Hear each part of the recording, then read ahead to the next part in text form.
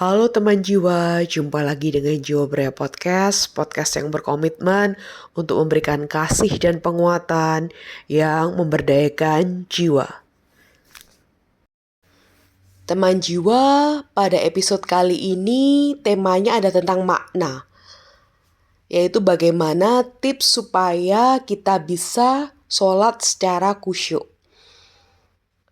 Tips ini bukan dari saya, karena saya sendiri juga murid ya, dalam dunia Islam, dunia psikologi Islam. Saya itu masih mengkategorikan diri saya sebagai murid, walaupun bapak saya, Bapak Bu Nurul adalah seorang ustadz, tapi Bu Nurul sendiri dalam dunia Islam murid seperti itu.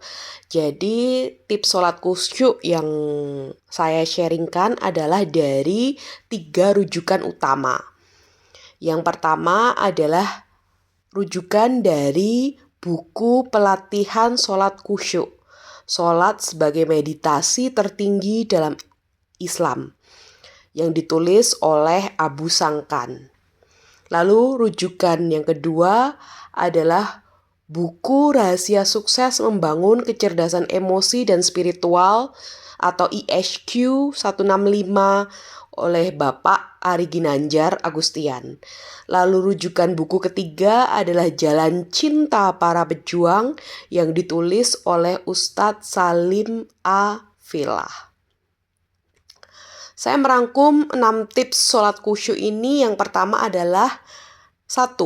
Berniatlah dengan sengaja dan penuh kesadaran. Mari kita mengucapkan kalimat niat dengan penuh penghayatan. Hal ini diadaptasi dari buku Ustadz Abu Sangkan ya. Niat dimulai sejak kita wudhu. Jadi hayati wudhu kita dan lakukan wudhu kita dengan benar-benar tepat. Lalu yang kedua adalah saat takbir dan mengucapkan Allahu Akbar, jadikan itu sebagai repetitif magic power atau kekuatan ajaib pengulangan. Seperti samurai yang terus mengulang kata menang. Dengan begitu kita seperti menyadap kebesaran Allah dan alam bawah sadar kita pun meneladani sifat Allah yang maha besar sehingga kita menjadi orang besar dunia akhirat. Hal ini diadaptasi dari buku Bapak Ari Ginanjar Agustian. Lalu yang ketiga, sholatlah seperti seolah-olah melihat Allah. Jika kita belum bisa seolah-olah melihat Allah, maka sholatlah seperti seolah-olah dilihat oleh Allah. Itulah konsep ihsan.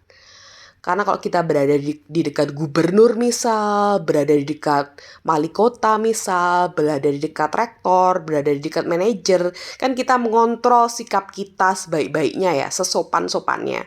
Apalagi kalau kita sholat, kita tuh tidak hanya berhadapan sebatas dengan gubernur, wali kota, tapi kita berhadapan langsung dengan Allah, Tuhan kita. Ya harus lebih in control. Lalu tips yang keempat adalah sholatlah dengan tumak ninah. Tumak ninah artinya tenang, dan kunci ketenangan didapatkan dari kita memelankan tiap-tiap gerakan. Jadi gerakan sholat kita lakukan dengan pelan, dengan tidak tergesa-gesa. Ya sekalian relaksasi otot-otot kita ya. Lalu yang kelima, tips yang kelima adalah ucapkan syahadat. Asyhadu alla ilaha illallah wa asyhadu anna Muhammadar Rasulullah. Aku bersaksi bahwa tiada Tuhan selain Allah dan aku bersaksi bahwa Muhammad adalah utusan Allah. Ucapkan syahadat saat duduk tahiyat awal dan tahiyat akhir dengan penuh kesadaran dan ketulusan. Seolah-olah ini adalah syahadat pertama kita. Tujuannya adalah untuk memperbarui keislaman kita. Seperti di-upgrade gitulah keislaman kita. Lalu tips yang keenam, yang terakhir, lebih bagus lagi kalau kita paham arti seluruh bacaan sholat. Nggak perlu dihafal artinya, cukup kita membaca dan memahami sekali dua kali.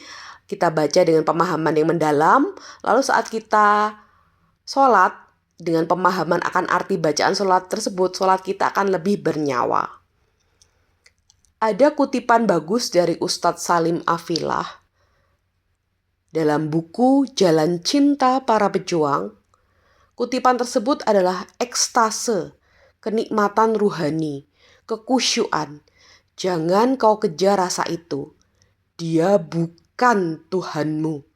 Dan enggak hanya seorang muslim yang dapat memperoleh kemungkinan merasakan ekstase semacam itu. Tanyakan pada seorang Buddha, penganut Zen, Tao, atau praktikan yoga. Mereka pun mengalami lewat meditasi dan rerupa puja. Barang siapa mencari Allah, ia mendapatkan kekusyuan. Dan barang siapa hanya mengejar kekusyuan, ia kehilangan Allah. Sebagai penutup, ya, kusyuk hanya sarana untuk mencari Allah. Namun memang jika kita sholat lebih kusyuk, tetap akan lebih baik karena kita menikmati apa yang kita lakukan.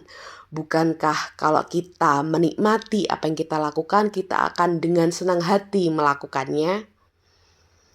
6 tips simple dari saya ini mungkin sudah dipraktekkan teman jiwa sekalian. Dan yang belum mempraktekannya silahkan mencoba. Semoga Allah meridhoi niat baik kita untuk lebih dekat dengannya.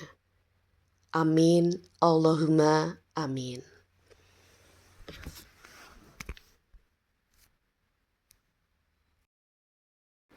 Terima kasih teman jiwa semuanya sudah mendengarkan apa yang Jiwa Berdaya sharingkan.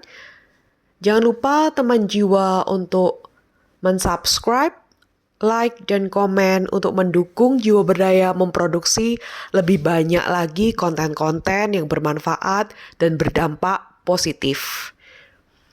Saya Bu Nurul Ilahi, your loving psychologist, di mana teman jiwa dapat melakukan konsultasi atau konseling ataupun juga bekerja sama dengan Jiwa Berdaya melalui mengklik link yang ada di tombol deskripsi. Salam bertumbuh dan berdaya, salam teman jiwamu.